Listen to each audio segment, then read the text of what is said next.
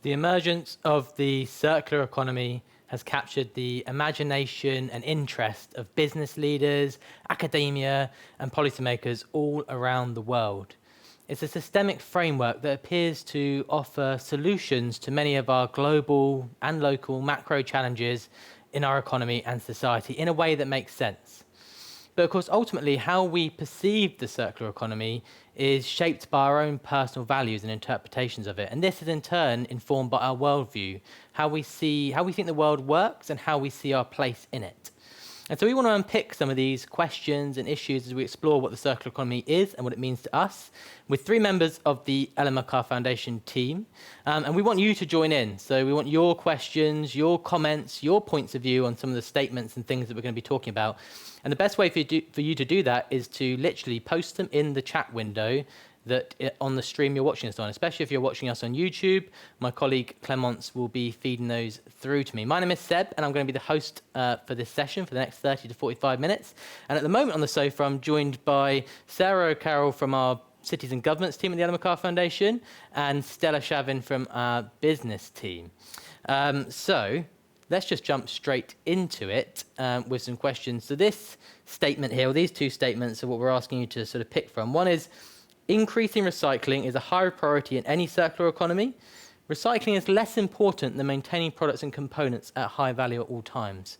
What jumps out to you about those two statements? Can you do this? Sure, yeah.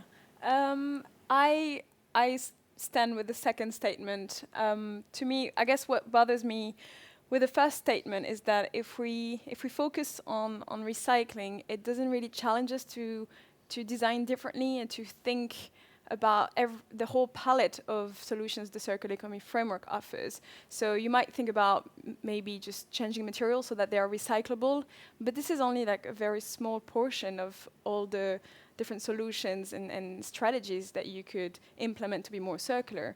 So if you focus on maintaining products and components... What do we mean by maintaining products and components? What type of things are we talking about?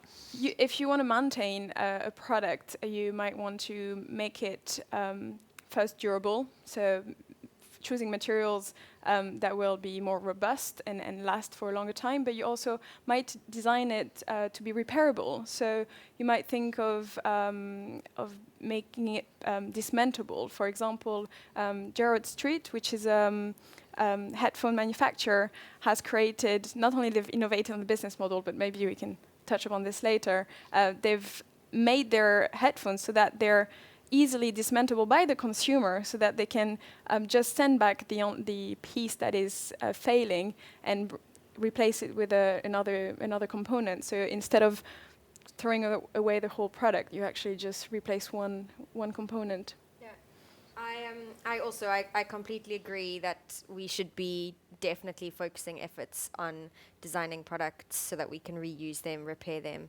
and remanufacture them.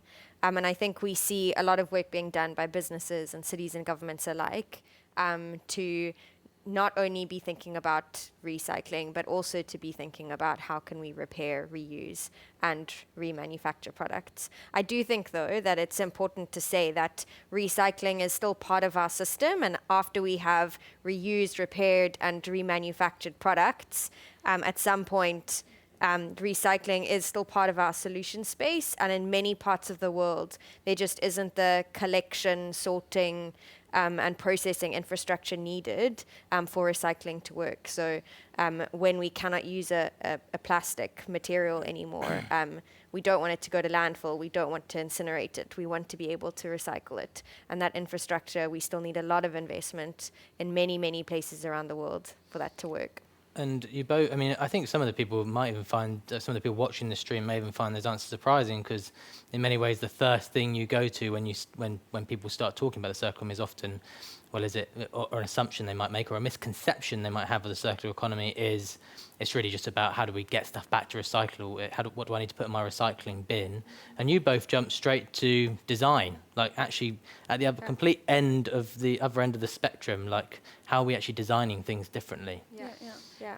And it might be helpful to design for recycling, but where you'll retain the most value, as a product is manufactured, you embed energy, you embed labor, and all of this is all value on top of the material and of the product. So if you focus on designing it so that it can last for longer, but also be repaired before it is ultimately recycled, as you said, Sarah, you just retain much more value for longer. Yeah.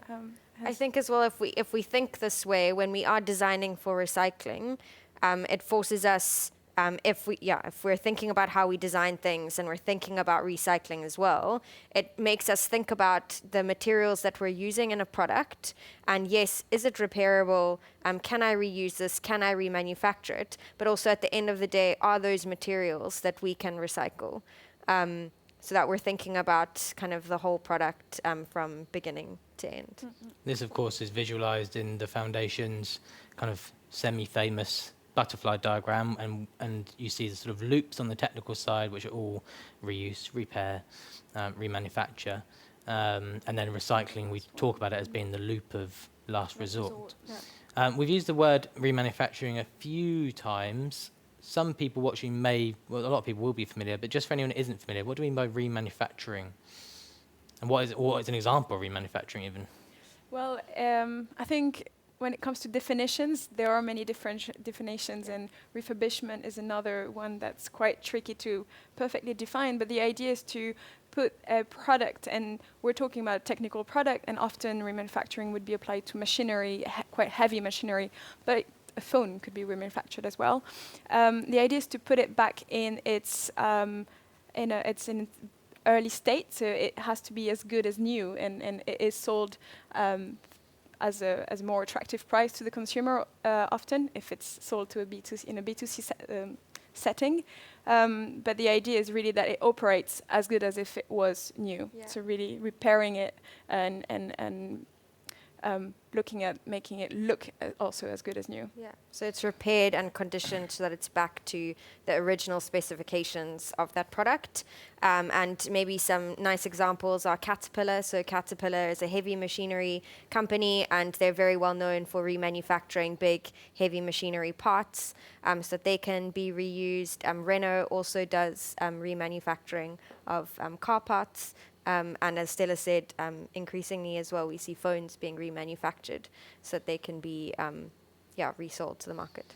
So it really feels like we're really hitting on one of the core principles of the circle economy, one of the three core principles of, like, we want to keep products and materials in use.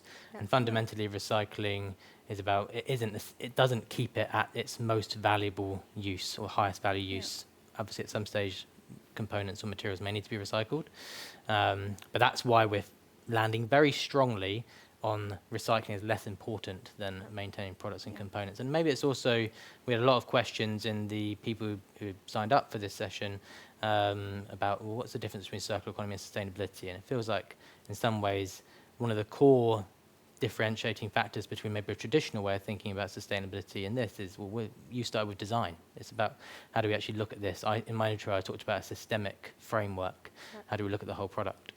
Yeah. Shall we move on to the second statement? Maybe we get even more controversy between the two of you. That wasn't controversial. Very, very good agreement and alignment. Hope you didn't exchange notes before this session. So we're talking about design from waste here. And the question is regarding design initiatives that use waste materials and transform these into new designer products. Which statement do you identify with most? Designs from waste fit in a circular economy because they slow down the rate of waste creation, or designs from waste do not fit in a circular economy because they are ultimately downcycled. I mean, do we want to just slow down the waste creation? to me, this is, to your last point, this is what sustainability is. Let's be sustainable, let's make it work as long as possible, but ultimately it just is going to collapse. I agree with the second statement. To me, designing from waste doesn't ultimately really fit in the circular economy. It's hard to tell what is waste, and is waste consistent? Can we make sure that a waste stream will always be the same type of materials, and so which will allow us to create products out of it? Or are we going to innovate constantly to find new solutions for those waste streams that keep evolving, that are always different? And are we just trying to put a band-aid on something that is just leaking, really? I think we've seen some really beautiful examples, particularly from the craft industry and maybe the fashion industry as well, of how people have used waste materials to make beautiful new creations.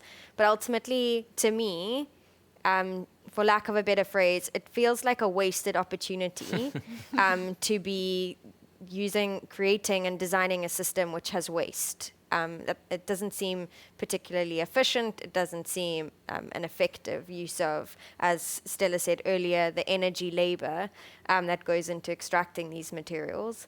And so I would also agree that I think the second statement definitely I agree more with. I think it also speaks to, again, going back to how we design things. And I think we've seen, particularly from the European Commission, how important the role of eco-design policies and product policies are becoming in transitioning the European economy from a linear economy to a circular economy. And where initially we saw product policies that were very much focused around energy ratings, washing machines, refrigerators, stoves and things like that were spec'd based on an energy rating. We're now also seeing these products being spec'd based on eco-design criteria as well, how durable they are, how repairable they are, what materials have been used to make those products.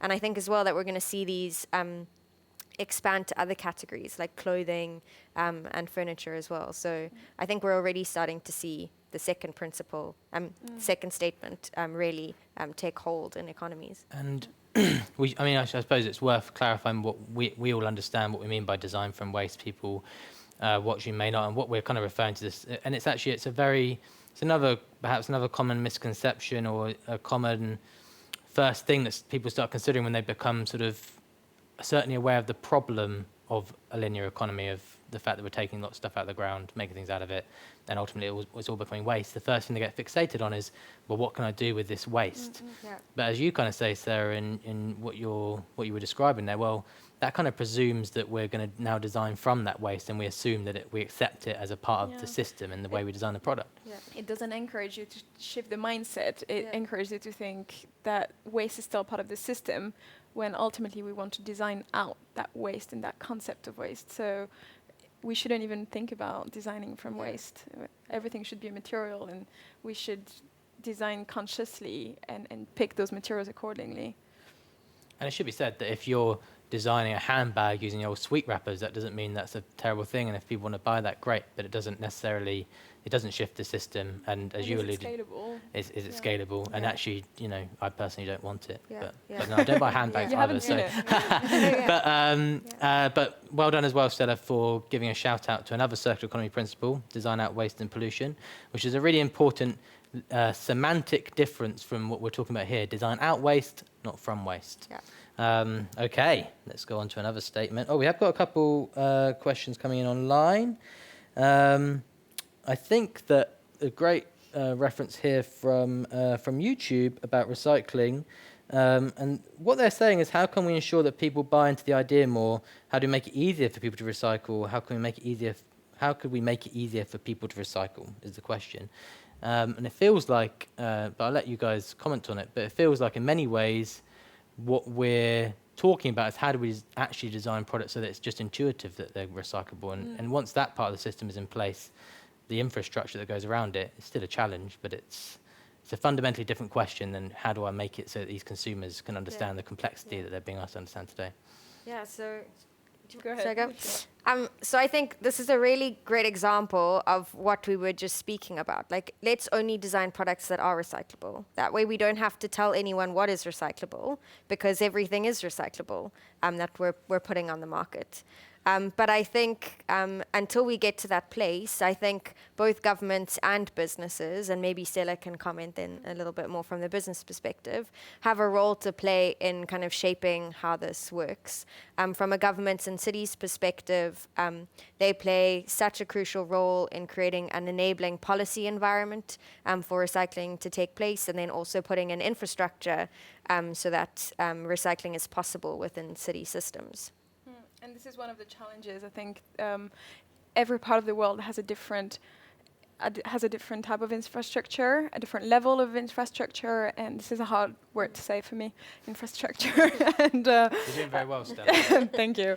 And also the rules and the systems are different. So this is a challenge for the consumer, and it can be quite frustrating. From the business lens, they're actually really considering this, and it is something they're thinking about. How can we better communicate with the consumer, or how can we enable them, empower them to effectively recycle until everything is recyclable? How can we let them know easily that in this region, this would be recyclable, but if you're actually in India or in Spain, this is not currently recyclable. And of course, it isn't even at the country level. It's much more granular than this. In London, I think there are 14 different systems of sorting and collection. Yeah, so in London, there are more than 30 different systems for the way that they sort, collect, and recycle waste. So even if you're just to move from one part of London to another, the way that you recycle at home could be completely different, which I think is very confusing for people. It is, yeah. So businesses are thinking about it, and they haven't nailed it. But in our network, in the foundation C100 network, there's a group of companies who've come together to look at different material streams and to understand how they might communicate better with the consumer, how they might also change the upstream innovation to change the materials they use, but also with the palette of materials they use, how might they help them understand what is recyclable versus what is not? Great stuff. On to our next statement. Efficiency and effectiveness. So a circular economy only means an economy that slows down resource consumption because there is always material leakage. A circular economy is a regenerative economy that behaves like a forest. To feed itself, it feeds the individual tree, which in turn feeds the forest. So this is, I guess, the first statement kind of refers to this notion of how do we make things more efficient, how do we use less of things at times, and then the second statement talks about this almost idea that circular economy is inspired by nature. Yeah. So this is a trickier one, isn't it? It's a tricky one. I've spent some time thinking about it and thinking about the session, and I think for me, efficiency is about doing things right, where effectiveness is about doing the right things. And there's a subtle difference there, that if we're doing things right from the start, we should inherently be more efficient in what we're doing. So just talk about that nuance again. So it's doing things right or doing the right things. Yeah. And so when you're doing things right, efficiency, to me, that feels like small incremental improvements over time, where being effective, if we're doing the right things, we're kind of getting it right from the start. So if we're thinking about the circular economy, we're thinking about the system. Instead of, if we take that first statement as an example, it's not material leakage. In material leakage, as we understand it now, is pollution and land degradation and things like that. It's material leakage. If it leaks, it is only natural capital building or regenerative to the natural system, restorative to the natural system. And so if we're doing things right from the start, if things don't end up exactly where they're supposed to, they shouldn't then be harmful to the environment, because you've kind of designed it so that it's not harmful from the beginning. Does that make sense? It does. It makes me think of Michael Braungart's old cherry tree example, which I use every time I'm in a session about circular economy. I bring this up because it's the story that I know. But this notion that, cherry trees, they blossom in the spring, loads of blossoms, they all fall down, but, there's maybe thousands of blossoms, and there's definitely not thousands of cherry trees growing from those blossoms. So it's clearly not an efficient process. It's in no way efficient, but all those cherry tree little ecosystems build up around, and those blossoms and trees and things eat them, and they feed the forest. Nourish, exactly. I've got an example that's helped me understand the difference between efficiency and effectiveness that is quite counterintuitive, and it's in the technical cycle. So, for example, if you're designing a plastic bottle, let's say a PET bottle, to be effective, you don't want it to be used only once, you'd want to reuse it. And so you might actually have to put more material in it and more plastics, but ultimately this enables it to be reused plenty of times. So the bottle that is thinner and has less material is an efficient way of producing a bottle, but actually the bottle that is a bit more robust has more material in it, but it is effective because it will be reusable for 30, 50 times. And so this is, to me, the difference between efficiency and effectiveness. It's not about just doing less and less and less and having less. It's about appreciating the abundance that actually exists. And it echoes very much the kind of the final principle of the circular economy. We're doing it in record time, which is the idea of regenerating natural systems, which I think is sometimes the principle that at least when I talk to people, it's the one that is the hardest to intuitively get. Design out waste and pollution, understand, keep materials in use, get it. Regenerate natural systems, a little bit trickier, and I think it does come to this sort of efficiency versus effectiveness question. So we're halfway through our statements, and coming up, we're going to be talking about planned obsolescence. We're going to be talking about, is circular economy a worldview or part of a worldview? We still want all your questions. Thank you so much for the ones you've sent in so far. We'll be getting to some of those, and any of those we don't get to in this session, we'll definitely try and get to in future broadcasts or getting back to you in the chat window. But before we get on to the next set of statements, we do actually currently have a great opportunity open for anyone who is interested in finding out a lot more about the circular economy and, in fact, becoming a circular economy pioneer. From Linear to Circular workshop series or program is open for applications until March 8th. And we're going to play you a little video now that just shows you what that's all about.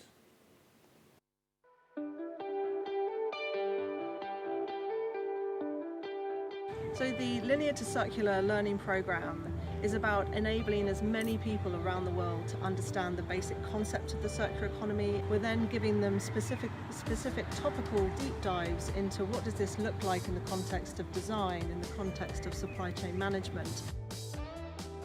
If you want to know how to turn theory into practice, then this type of workshop is really up your street. What I would like to bring from this program at home, it is the collaboration with the other people. I think that starting with this program we can create an opportunity, a real opportunity also outside it.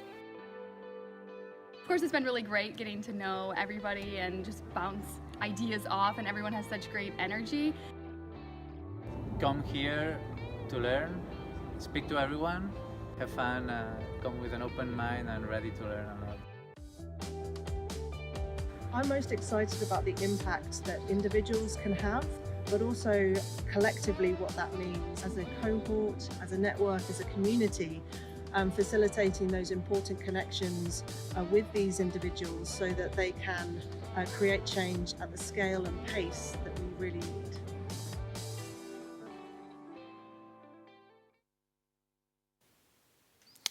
So a fantastic opportunity, a great program. We took through 45 pioneers through that program last year, and we're looking for the next generation of circular economy pioneers this year. So do go to ellenmacarthurfoundation.org and check out all the requirements and criteria and all the other relevant information. And if it's right for you, do apply. Those applications are, again, they're open till March 8th, and we look forward to receiving you. So we've gone through half of our statements as we talk about what the circular economy means to you and personal interpretations of it. and we've got 3 more to go. And to help tackle those 3, we welcome Franco Henao to the sofa. Welcome, Lara. Lara works in our events and learning teams, and she is going to help us get over the finish line with this session. So, planned obsolescence is the next topic. So actually, planned obsolescence, does anyone want to have a go at defining that? I mean, there is a definition written up on the screen, but anyone have a go? Yeah. Planned obsolescence. No, I can start. From what I understand, planned obsolescence means that products are designed to last for a defined period of time. So instead of using products as long as they could be used, for the companies or designers just design them to maybe last for a couple of years or 4 years, and then so consumers need to keep buying them. Lara, you're already showing your value of why we've added you into this mix for this second part of this session, and obviously, like we famously talk about one of the almost one of the first examples of planned obsolescence is the light bulb. In the early 1900s, the light bulb industry met over this crisis moment for the industry because they realised they weren't selling enough light bulbs. The light bulbs are lasting too long; they were staying on for too long, and they said, no, a light bulb has to last this defined period of time, so that we can resell that to those customers more light bulbs. Even though the light bulbs, of course, could last for much longer. In fact, there's a famous light bulb, I think, that was manufactured in the 1900s in San Francisco that's still on. It's still on. So Yeah. it's still on. Okay. Yeah. So, not so simple, this question, though, I don't think. So let's dig into it a little bit. One of these 2 statements you have to agree or disagree with. Well, you have to agree with one of the 2 statements. The consequences of planned obsolescence are restricting for the users, not enabling them to use the product optimally, and therefore planned obsolescence does not fit with the circular economy. No place for planned obsolescence in the circular economy. Or, if planned obsolescence becomes defined use periods, it empowers companies to keep products in more effective loops in a more manageable way. Therefore, these use periods fit in with the circular economy. I would stand with the second statement, agree with the second statement, with an if. So I think it all depends on how is the product given or offered to the consumer. I would become very frustrated if I buy a TV and after 2 years the manufacturer has decided that it's time for me to buy a new one, and I just have to go and buy a new one because the previous one is broken.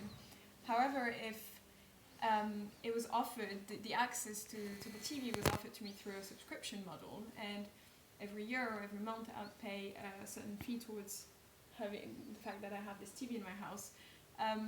I'd be quite happy for it to be brought back to the manufacturer after 2 years because it could be upgraded. Maybe they need to download software that's going to make it so much better.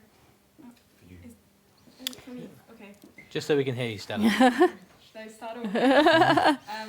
Well, ultimately, it just depends how it's brought to the consumer. And on a rental or subscription model, it allows for any product to be upgraded if brought back to the manufacturer and upgraded, well, for a fee maybe, but at least, it wouldn't be the same frustration for a consumer because they would be able to have a better product over the years.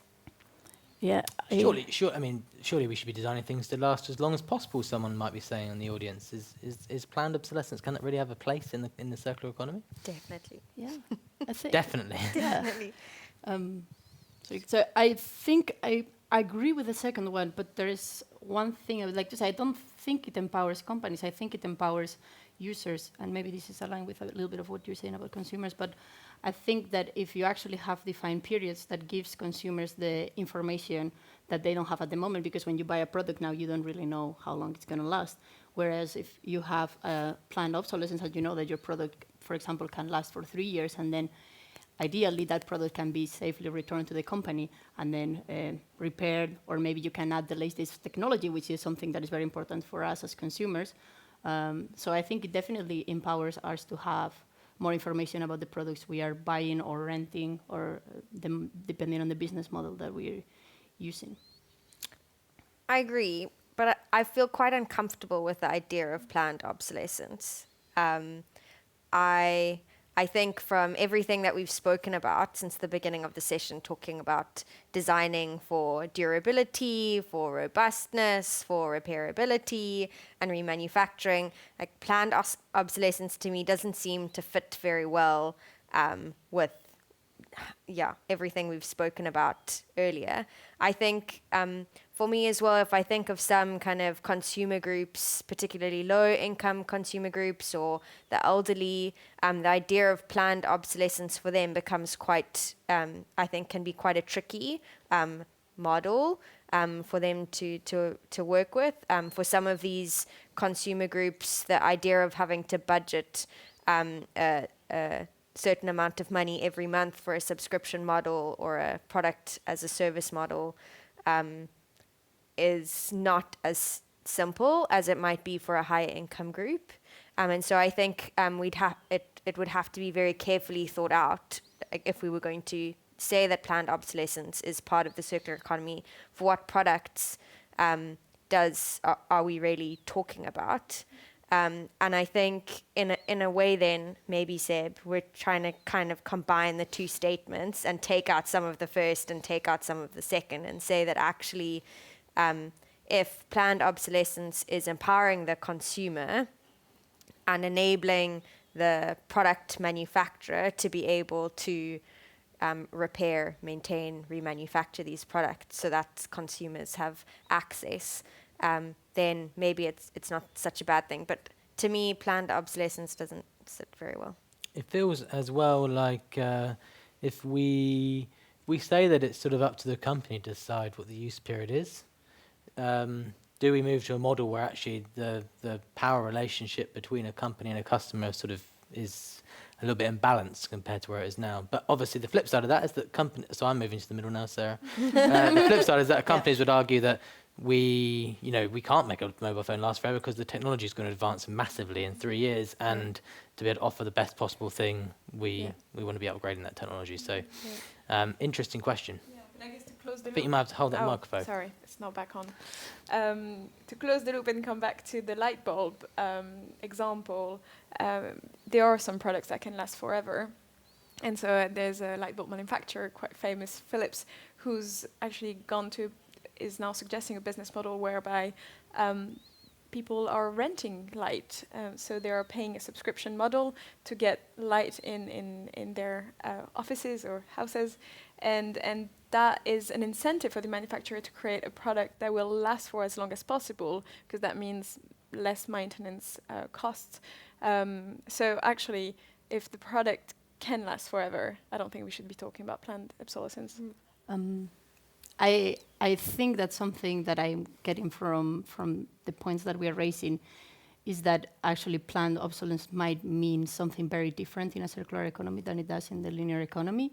And we definitely need to take into account like access, like just because, even if you have a subscription model or instead of like buying a product model, that doesn't mean that people will be able to access it more, and you have to take into account groups that might be excluded at the moment in the economy. But I also think that, and going back maybe to my first point, I think that as a consumer, I don't want my products to last forever. I want my products to serve their purpose and to be able to use them well. So I really think that if a product can be used at its optimal level for 2 years, and there is a way in which it can be returned safely to the company, I think we should totally push for that, and I think planned obsolescence does definitely sit within the circular economy framework.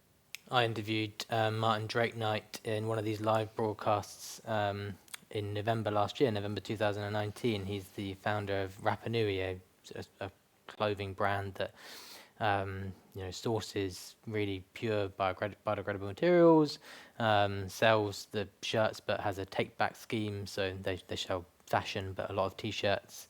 And one of the things he said to me is that it would terrify him if his products lasted forever. He said that the idea of them lasting forever, that doesn't sound good to me. I want to know that they last for this amount of time, and then what's going to happen with them once they're no longer useful. So interesting dynamics, and look forward to hearing your input online as well, and we'll get to that in a moment. But let's move on to the next statement, which I talked about I used the term worldview in the introduction, and we're going to dig into it a little bit more there, a little bit more here. So these two statements: should we see a circular economy as a shift in how we view the world? In other words, part of a worldview. Or can a circular economy operate independently from how we view the world? Who wants to have first crack at those two? Lara, I feel like you're itching. You're itching to get forward. Ever since you've joined us on the Well, sofa. since you got my whole name right, Seb, for the first time, I think I will start.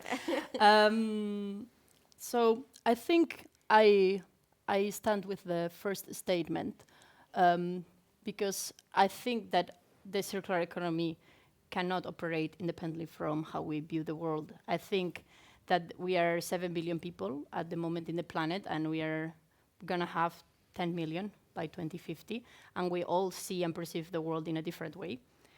And so this is why, taking into account the context of where we are talking about the circular economy is super important.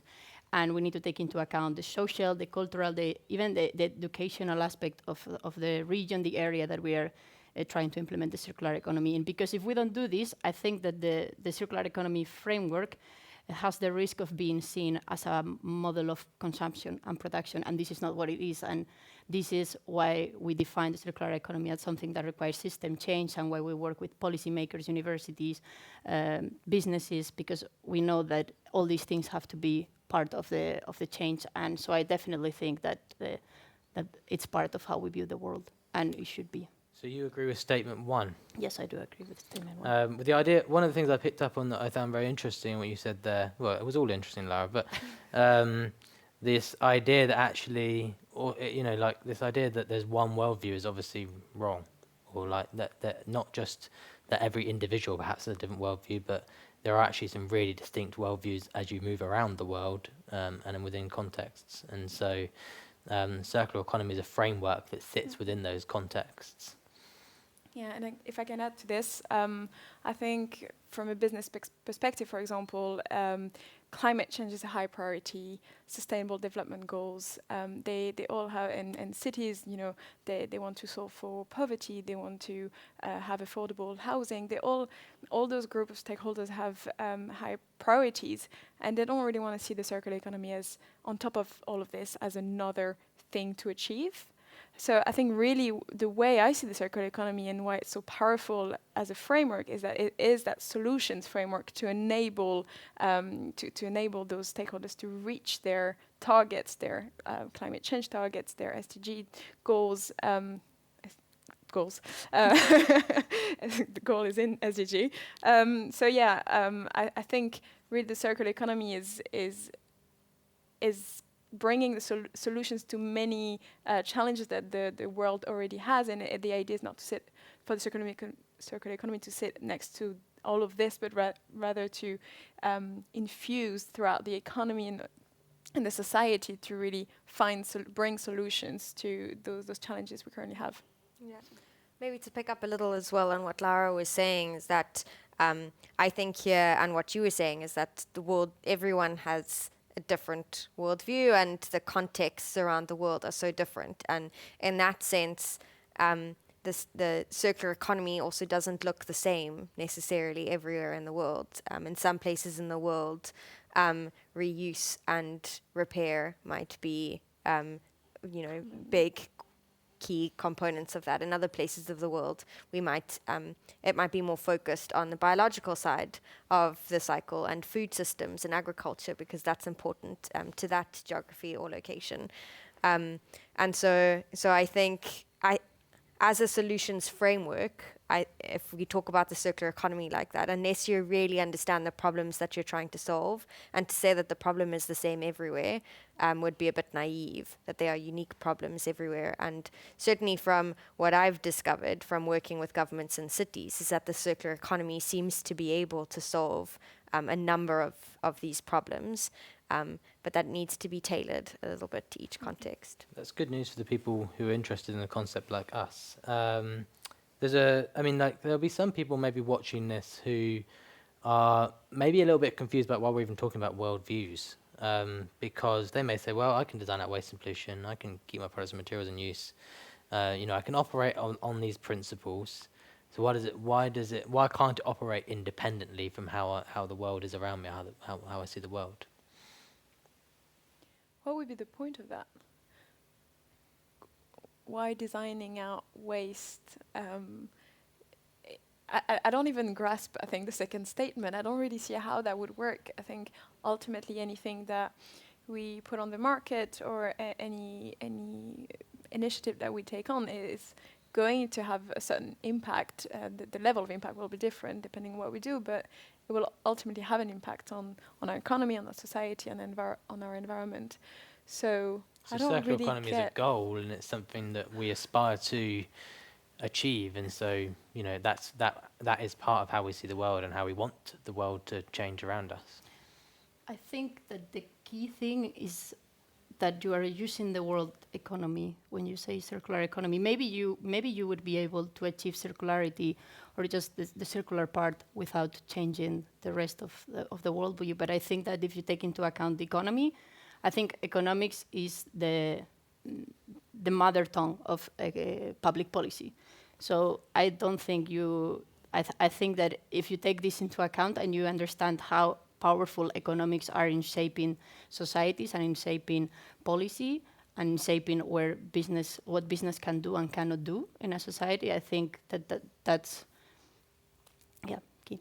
Yeah. And sorry, Sarah. Did Well, you I have was just going to say, I think as well, I don't understand how circular economy could be independent because everything is so interlinked. So like Laura was saying, I could solve for this very small area, but there will certainly be impacts beyond my small location because of the way that materials and goods move around the world, the way that we move around the world as people, and the things that we take with us when we travel to places as well.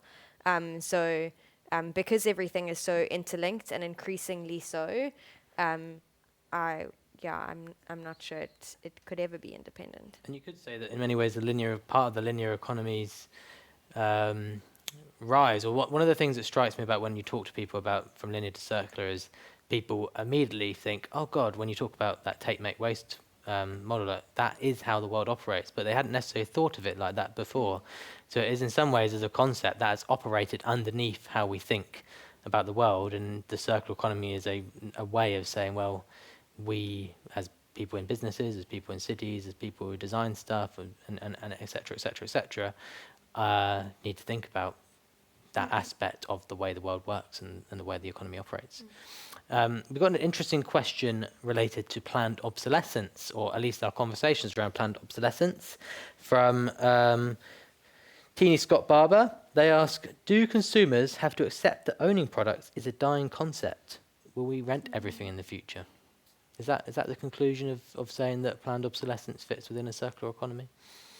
I don't think so. I think, like I said earlier, I think that we will see some things tend to be better for product as a service rather than others. So like a cell phone, a mobile phone might be a good example of that because technology so rapidly improves that you wouldn't want to have the same phone maybe for 10 years, and at 2 years, because technology moves so quickly that seems right for a mobile phone.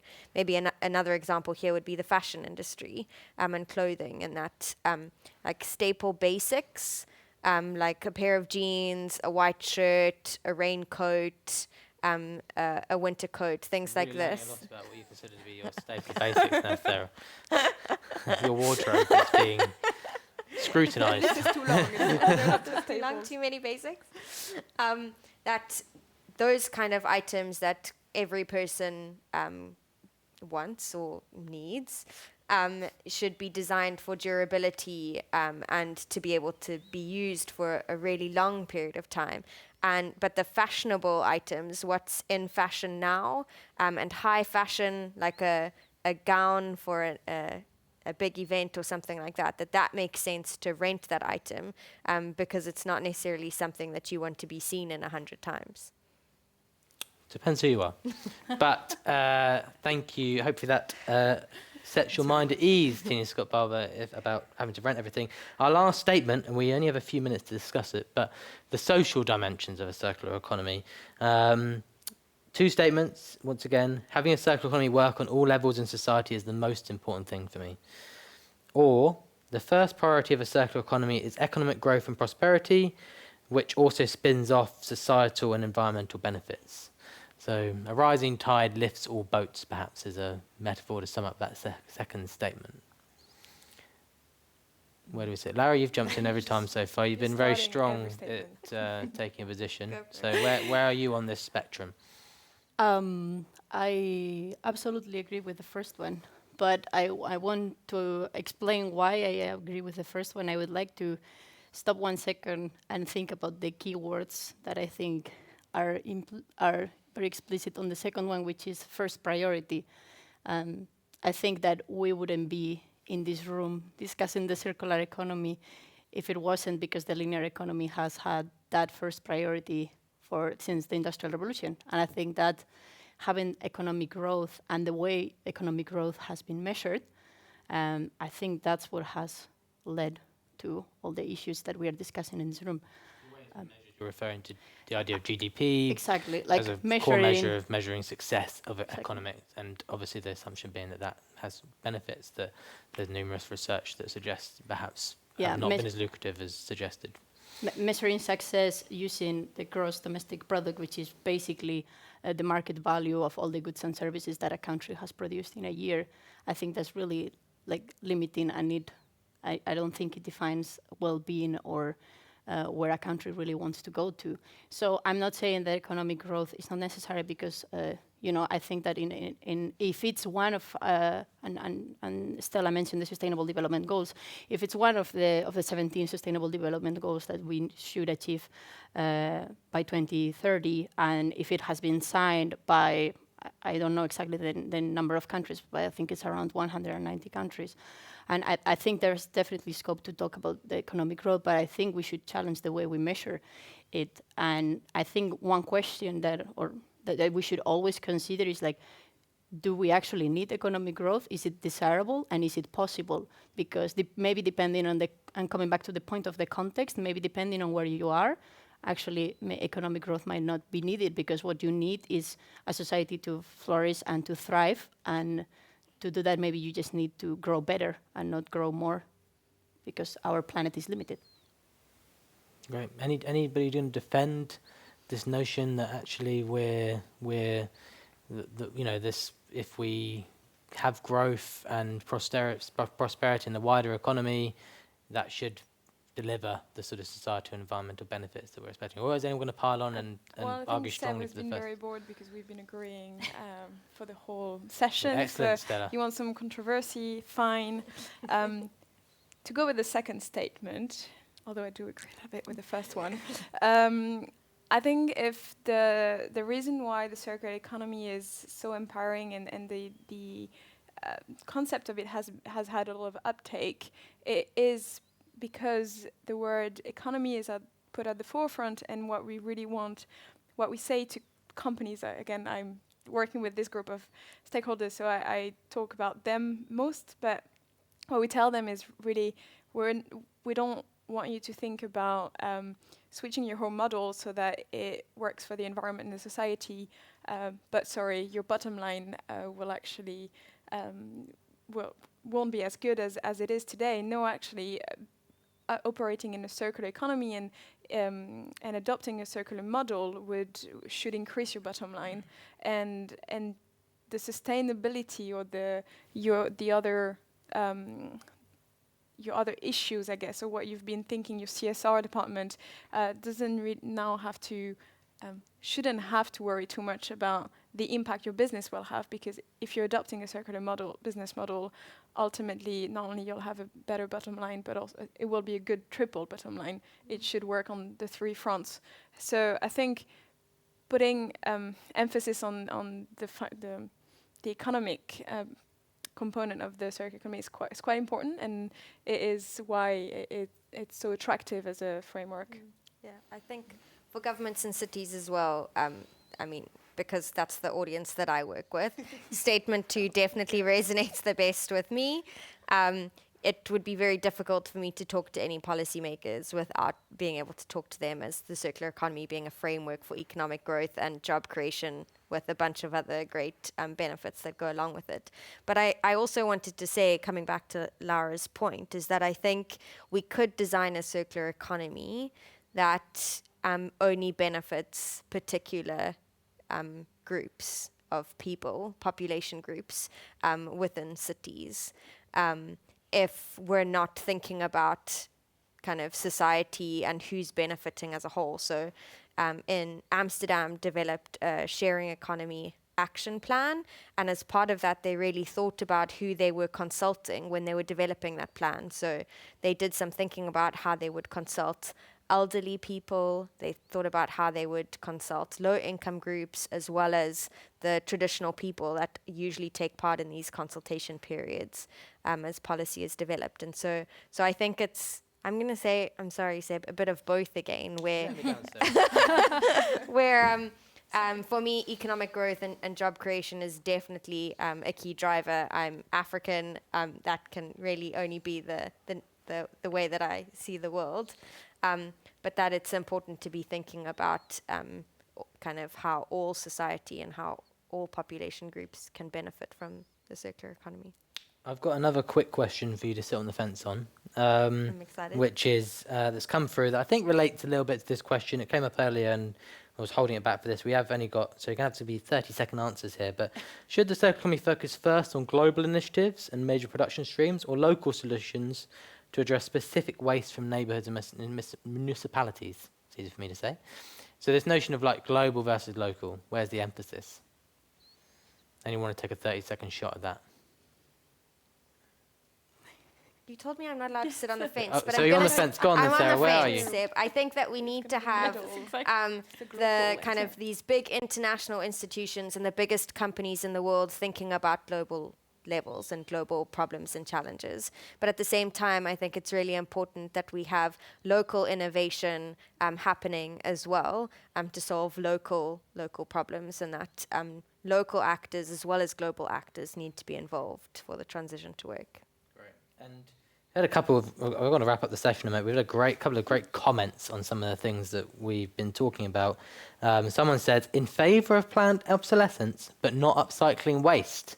So we've obviously shocked them with that perspective. But actually, in some ways, that's the point of having these conversations. And if you have a different view, we encourage you to comment on our YouTube channel and our LinkedIn and post your thoughts. Hopefully, our panel's explanations of why have helped to clear that up for you. And then really interesting points raised, and very surprised by some of the answers, like the one about planned obsolescence. I think that maybe there's something about that term, right? That in the way that we talked about that, in some ways, perhaps in the Philips example, is planned obsolescence even discussed anymore? If you're actually buying the service of light, are you going to be talking about the obsolescence of the products? It won't be your concern anymore because you'll just have a standard fee you're paying for that. I think it's important to specify what planned obsolescence would be within the circular economy, they go on to say. And they enjoyed the points about upgrading, refurbishment and remanufacturing. So the recycling question, you pleased some people on. So thank you so much, Sarah, Laura and Stella, for joining and taking part in this conversation. And thank you so much at home for joining the conversation, posting your comments and questions. And hopefully those three principles, design out waste and pollution, keep products and materials in use, and regenerate natural systems do resonate with you, and you can see some of the issues that sit around that simple concept. But there is going to be much more of this from the Ellen MacArthur Foundation over the coming year. And one thing that's coming up in the short while, on Wednesday, March 11th, for people who watch this session, one that could be quite interesting for you, is building a narrative for circular economy in the media. So when we talk about these values now, how do we start to shape that into a compelling story that inspires people? It's on at 2:30 GMT on the 11th of March. The details are not yet on our website, but they will be in the next week or so. So do follow our channels, subscribe to us on YouTube to get updated every single time we go live. Thank you so much for joining us today.